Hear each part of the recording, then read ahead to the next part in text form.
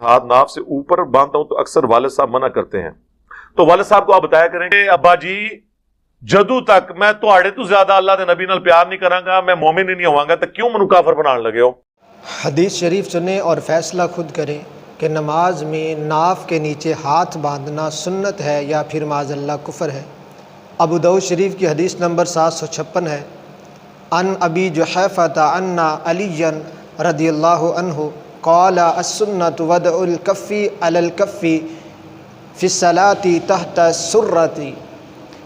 روایت ہے حضرت ابو جحیفہ رضی اللہ تعالیٰ عنہ سے کہ حضرت علی رضی اللہ تعالیٰ عنہ نے فرمایا، نماز میں ہتھیلی کو ہتھیلی پر رکھ کر ناف کے نیچے رکھنا سنت ہے۔ عملیہ دو، نبی پاک علیہ السلام نے اپنے دائیں ہاتھ کو بائیں ہاتھ کی ہتھیلی کی پشت پر، رسخ یعنی گٹ پر، جس کو اردو میں گٹا اور پنجابی میں گٹ کہتے ہیں، اس گٹے پر رکھا اور اپنی کلائی پر رکھا، یعنی اس طریقے سے نبی علیہ السلام نے اپنا ہاتھ رکھا۔